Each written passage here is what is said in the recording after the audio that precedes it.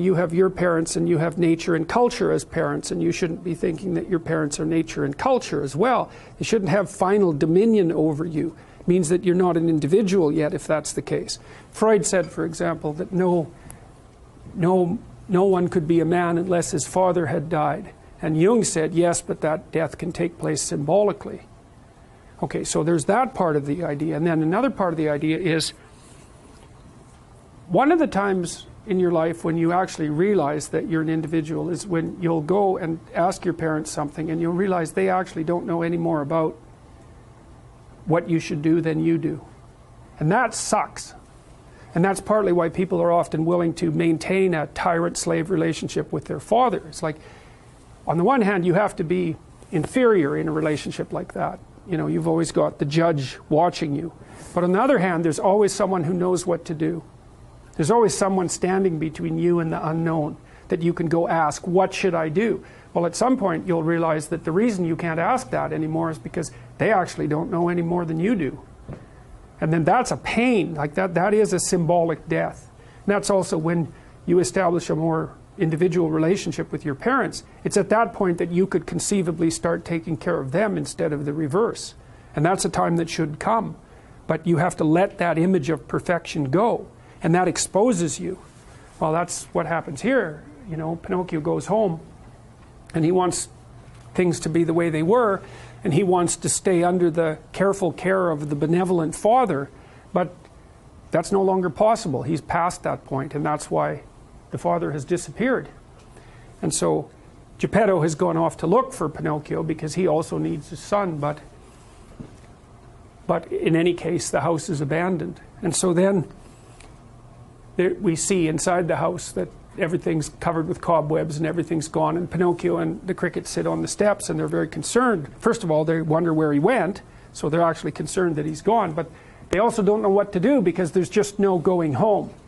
And so, you know, that's also the case that once you hit a certain point in your development, well, it's the same thing we already talked about. The answers that you're looking for are not going to be found in your parents' house. It's as simple as that. Now, you could artificially maintain your dependency, but, you know, if you do that for too long, things get pretty ugly. So you get pretty stale and you know, you're like bread that's been on the shelf for too long. So now they're wondering what to do and where he could be. And then something very strange happens. The star shows up again, and it turns into a dove. And the dove flies down and puts a piece of paper bathed in light with gold writing on it in front of the cricket and the puppet. So what in the world's going on there? Well, we know what the star is. We've seen it multiple times, right? It's also the place that the blue fairy came from. But it's this transcendent place. It's this place that occurs sort of as the ultimate ideal. And this time it delivers a message. So what's happening here is that Pinocchio is fundamentally oriented by the wish that his father made so long ago, right? And the wish was that he would become a fully functioning individual. And so that's that transcendent place. And Jung would say, when you orient your vision, different things appear to you in the world. So, and I mean this literally. So, because you can't see everything, your vision calculates what's necessary, your brain calculates what's necessary for you to see so that you get to the point that you're aiming at. And I don't mean that metaphorically, I mean it literally. Things that aren't relevant to what you're seeking, you won't see them unless they get in your way, and they have to really block your pathway before they'll be literally visible. So you orient yourself towards something, and that makes some things visible that wouldn't be visible and makes other things invisible that you might have seen. And so when you change your orientation, what manifests itself in the world also changes. Now, Pinocchio is in despair here, and he asks himself, where could my father have gone? And so the question is, what exactly is he asking under those circumstances? And what he's asking is something like, I had a structure that was orienting me properly in relationship to the world. And as far as it was embodied in my actual father, it's now gone. Is there any possibility that I can find that again? And that is what you want. You see, like if you're in a chaotic circumstance, maybe you've escaped, let's say, from a bad relationship or something like that, and you're out of it, but now you don't know what to do. What you're hoping is that you can get your life back together, right? That you can put the pieces that have fallen apart back together. And so you're automatically going to generate a fantasy about producing another, let's call it, stable state. You're going to be looking for the spirit that would enable that stable state to be generated. Because really what it is, in some sense, is your new personality.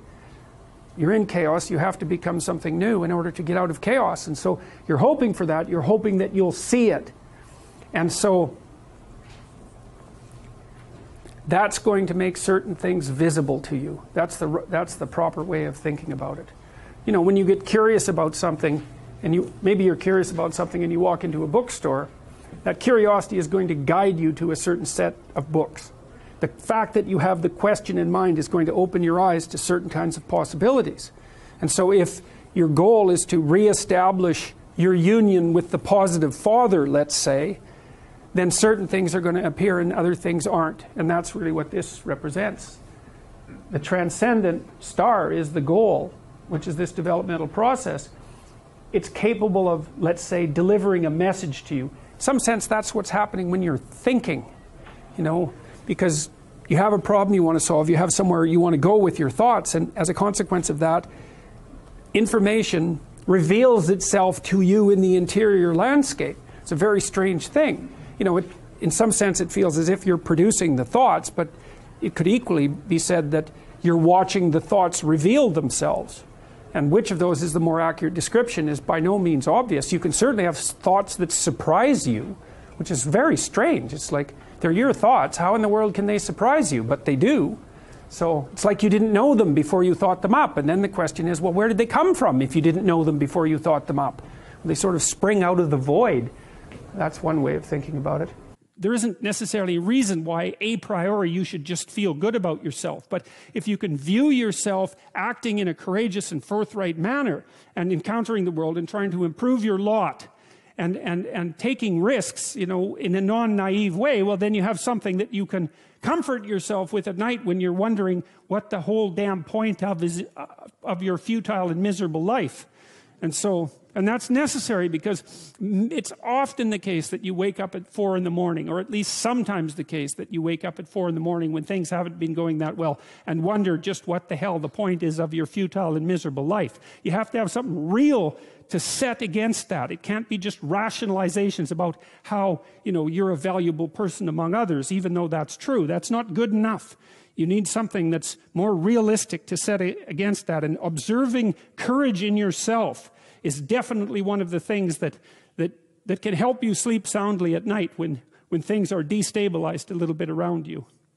If you go into the land of the stranger, which is exactly what you do when you try out any new endeavor, right? When you start a new job, or when you start a new educational enterprise, or when you start a new relationship, doesn't matter. You're out there in unexplored territory. Like the physical geography is the same, but we don't live in the spatial world only. We live in the temporal spatial world. And what that means is that the same place can be different at a different time. I mean, it can be completely different. And so if you're in your house, but you have a new person in your house, well, your house is new for all intents and purpose, because the territory surrounding that new person is the territory of the foreigner, essentially. And the same thing happens to you when you start a new job. And you'll find that when you start a new job, especially if you've stretched yourself a little bit beyond your zone of comfort, that you very much feel like an imposter, right, when you're first there. And then the question is, well, how do you master that? And the answer to that seems to be, well, it seems fairly straightforward. If the place that you're in has any degree of possibility, if it isn't inhabited by demons, so to speak, the best way to act is to lift your aim upward and attempt to get your act together and to tell the truth and to live a meaningful life and to do difficult things, all of that. And that is the best way of mastering a new territory. And in all probability, the degree to which you're able to act that out is precisely proportionate to the degree to which you're going to become a master in that territory. And that sort of thing can happen a lot faster than people think. You know, it's really quite remarkable how fast you can move forward if you can establish yourself somewhere and prove yourself useful, assuming that you're around people to whom proving yourself useful actually matters. Like, I know perfectly well that you can end up in an employment situation where you're punished for your virtues, right? In which case you should just get the hell out of there. And really, you get out of there and you go find somewhere where if you work hard and do what you're supposed to do, you're actually going to be rewarded, right? Because that's not a workplace, that's hell, and you should just leave there. If you're naive and you move forward, it's like, well, what the hell do you know? You know, there's no courage in naivety because you don't know what there is to stop you. You don't know what dangers you might apprehend. But to be aware of what it is that your problem is, so to be alert existentially, let's say, or to be fully self-conscious, means that you're perfectly aware of your limitations and how you might be hurt. And then to make the decision to move forward into the unknown and the land of the stranger. Anyways, I would say that's one of the secrets to a good life. And I can say that really without fear of contradiction, I would say, because the clinical literature on this is very, very, very clear. What you do with people who are afraid, and to some degree depressed, but certainly anxious, is you lay out what they're anxious about, first of all, in detail. What is it that you're afraid of? What might happen? And then you decompose it into small problems, hypothetically manageable problems, and then you have the person expose themselves to the thing that they're afraid of, and what happens isn't that they get less afraid. That isn't what the clinical literature indicates exactly. What happens instead is they get braver. And that's not the same thing, right? Because if you get less afraid, it's like, well, the world isn't as dangerous as I thought it was, you know, silly me. If you get braver, that's not what happens. What happens is, yeah, the damn world's just as dangerous as I thought. Or maybe it's even more dangerous than I thought, but it turns out that there's something in me that responds to taking that on as a voluntary challenge and grows and thrives as a consequence. And there's no doubt about this. Even the psychophysiological findings are quite clear. If you impose a stressor on two groups of people, and on one group the stressor is imposed involuntarily, and on the other group the stressor is picked up voluntarily, the people who pick up the stressor voluntarily use a whole different psychophysiological system to deal with it. They use the system that's associated with approach and challenge, and not the system that's associated with defensive aggression and withdrawal. And the system that is associated with challenge is much more associated with positive emotion and much less associated with negative emotion. It's also much less hard on you because the defensive posturing system, the prey animal system, man, when that thing kicks in, it's all systems are go for you, you know.